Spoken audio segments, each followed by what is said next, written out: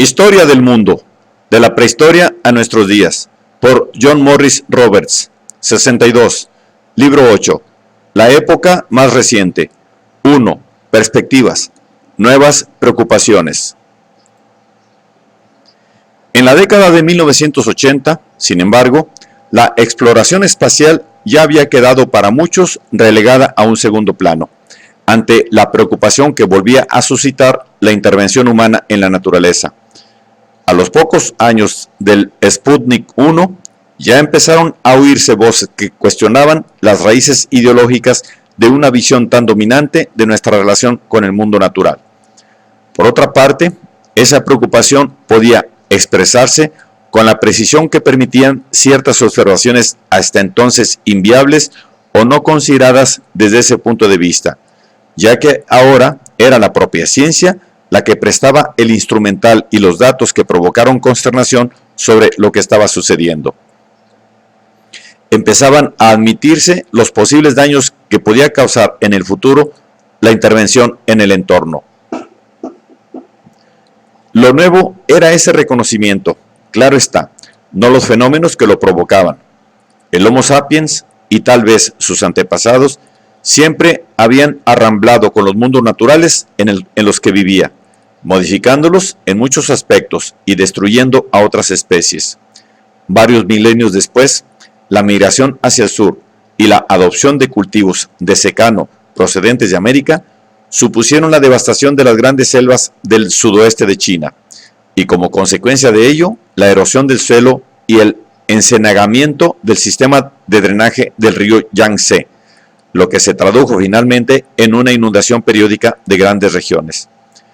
A principios de la Edad Media, los rebaños de cabras y la tala de árboles que la conquista musulmana llevó al norte de África acabaron con una fertilidad que en el pasado había llenado los graneros de Roma. Sin embargo, todos esos cambios tan radicales que no podían pasar desapercibidos no se comprendieron. La señal de alarma fue la rapidez sin precedentes de la intervención en la naturaleza emprendida por los europeos a partir del siglo XVII. En la segunda mitad del siglo XX, el irreflexivo poder de la tecnología obligó a la humanidad a plantearse los peligros reales. La gente empezó a ver que todo logro iba acompañado de daños, y a mediados de la década de 1970, algunos opinaban que, aunque la historia del control progresivo del hombre sobre la naturaleza fuera una epopeya, aquella epopeya podía acabar convertida en tragedia. La desconfianza hacia la ciencia no había llegado a desaparecer del todo en las sociedades occidentales, si bien solía estar limitada a unos cuantos enclaves primitivos o reaccionarios ante el despliegue progresivo de la majestuosidad y las inferencias de la revolución científica del siglo XVII. En la historia podemos encontrar muchos ejemplos del desasosiego que producía la intervención en la naturaleza y los intentos de controlarla. Pero hasta hace poco, ese desasosiego solía basarse en motivos no racionales, como el miedo a provocar la ira o el castigo divinos. Con el tiempo, el desasosiego se fue disipando ante las ventajas y las mejoras evidentes que suponía la intervención eficaz en la naturaleza, sobre todo a través de la creación de una nueva abundancia expresada en todo tipo de productos, desde una mejor medicina hasta ropas y alimentos mejores. En la década de 1970, sin embargo, se vio claramente que la ciencia despertaba un nuevo escepticismo, si bien solo entre una minoría y solo en los países ricos, visto cínicamente, los que ya se habían cobrado sus dividendos. En cualquier caso, fue allí donde el escepticismo se manifestó antes y donde, en la década siguiente, los partidos políticos verdes empezaron a fomentar políticas que protegieran el medio ambiente. No consiguieron mucho, pero se multiplicaron, lo que obligó a los partidos ya establecidos y a los políticos perspicaces a incorporar también temas verdes. Los ecologistas, como se les llamó a los preocupados por ellos, aprovecharon los nuevos avances en las comunicaciones para dar una rápida difusión a las noticias inquietantes, incluso las procedentes de fuentes hasta entonces herméticas. En 1986 se produjo un accidente en una central nuclear en una central nuclear de Ucrania. De pronto, y de la forma más horrible, la interdependencia humana se hizo visible. La hierba que comían las ovejas de Gales, la leche que bebían los polacos y los yugoslavos, y el aire que respiraban los suecos, todos estaban contaminados. Un número incalculable de rusos podían morir en los años siguientes bajo los lentos efectos de la radiación. Aquel alarmante suceso llegó a los hogares de millones de personas, a través de las mismas pantallas en las que meses antes habían visto cómo un transbordador espacial estadounidense explosionaba y producía la muerte de toda la tripulación.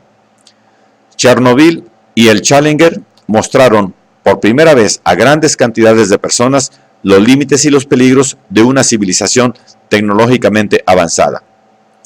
Accidentes como esos reforzaron y difundieron todavía más la preocupación por el medio ambiente, que pronto adquirió otros muchos matices. Algunas de las dudas que han surgido recientemente aceptan la bondad de nuestra civilización a la hora de crear riqueza material, pero señalan que dicha riqueza no hace necesariamente felices a los humanos. La idea no es ninguna novedad, pero sí lo es su aplicación a la sociedad en general en lugar de a los individuos. Ha llevado a una mayor concienciación de que la mejora de las condiciones sociales no va a resolver todas las insatisfacciones humanas e incluso puede que irrite aún más a algunos. La contaminación, el opresivo anonimato de las ciudades superpobladas y el estrés y las tensiones de las condiciones sociales, de las condiciones laborales modernas, borran enseguida las satisfacciones que dan las ganancias materiales y ni siquiera son problemas nuevos. En 1952, en una sola semana murieron en Londres 4.000 personas por la contaminación, pero el término smog ya se había inventado casi medio siglo antes. El tamaño también se ha convertido en un inconveniente por sí solo. Algunas ciudades modernas han crecido hasta el punto de originar problemas por el momento insolubles. Hay quien teme que semejante despilfarro de recursos nos conducirá hacia una nueva versión del desastre maltusiano. Nunca se había derrochado tanto la energía como ahora. Según un cálculo, en el último siglo se ha gastado tanta como durante toda la historia anterior, es decir, en los últimos 10.000 años. Sin embargo, según los cálculos más optimistas, no hay un riesgo inminente de quedarnos sin los combustibles fósiles que han alimentado la mayor parte de ese gigantesco consumo. Tampoco hemos alcanzado ni de lejos nuestra capacidad máxima de producir alimentos, aunque actualmente hay más terrenos cultivados que nunca y su superficie se duplicó en el siglo pasado. Con todo, sí que es cierto que si la humanidad entera quisiera consumir otros bienes, aparte de los alimentos, al nivel de los países desarrollados actuales, se produciría de inmediato una situación insostenible. Lo que puede comer un ser humano tiene un límite, pero lo que puede consumir en términos de mejora de su entorno, servicios sociales, medicina, etc., no. También es posible que hayamos alcanzado un punto en que el consumo de energía supone una presión insostenible para el medio ambiente, por ejemplo, en cuanto a contaminación o a daño a la capa de ozono. Y aumentar aún más esa presión resultaría intolerable. Todavía no se conocen bien las consecuencias sociales y políticas que podrían seguir a los cambios que ya se han producido.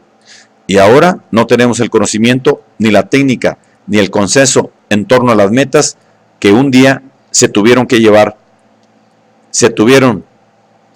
para llevar al hombre a la luna. Esto se volvió mucho más evidente en las últimas décadas del siglo, cuando apareció otra amenaza, la posibilidad de un cambio climático irreversible debido al ser humano. Apenas acabado 1990, ese año ya fue señalado como el más cálido de la historia desde que se empezaron a conservar registros climáticos. Algunos se preguntaron si no era una señal del calentamiento global, del efecto invernadero, producido por la emisión a la atmósfera de las inmensas cantidades de dióxido de carbono producidas por una enorme población que quemaba combustibles fósiles como nunca antes. Se calcula que en la actualidad hay en la atmósfera un 25% más de dióxido de carbono que en la era preindustrial. Tal vez sea cierto, ante los 6.000 millones de toneladas anuales que se producen de este residuo. No seremos los profanos quienes discutamos las cifras. Pero tampoco es el único factor que contribuye al fenómeno de la acumulación en la atmósfera de gases, cuya presencia impide al planeta disipar el calor. El metano, los óxidos de nitrógeno y los clorofluorcarbonados también agravan el problema. Y por si no tuvieron suficiente con el calentamiento global, la lluvia ácida, la destrucción de la capa de ozono y la deforestación a un ritmo sin precedentes son otros grandes motivos de nueva preocupación ecológica. Las consecuencias, si no se toman pronto las medidas oportunas, podrían ser enormes, en forma de temidos cambios climáticos. La temperatura media de la superficie terrestre podría aumentar entre 1 y 4 grados centígrados en el próximo siglo. Transformación agrícola, subida del nivel del mar. Se habla como medida perfectamente posible de 6 centímetros anuales y grandes migraciones. El protocolo de Kioto de la Convención Marco de las Naciones Unidas sobre el Cambio Climático, que entró en vigor en 2005, es un intento de abordar estos problemas, limitando la cantidad de gases de efecto invernadero que se emiten a la atmósfera. 38 países industrializados se comprometieron a reducir sus emisiones a niveles inferiores a los de 1990 para 2012. No obstante, el mayor contaminador del mundo, Estados Unidos, se negó a firmar, mientras que el segundo contaminador del mundo, China, queda exento de casi todas las normativas por su estatus de país en desarrollo. Aunque los signatarios cumplan sus compromisos, la mayoría de los expertos coinciden en que habría que hacer mucho más para evitar los efectos a largo plazo del calentamiento global.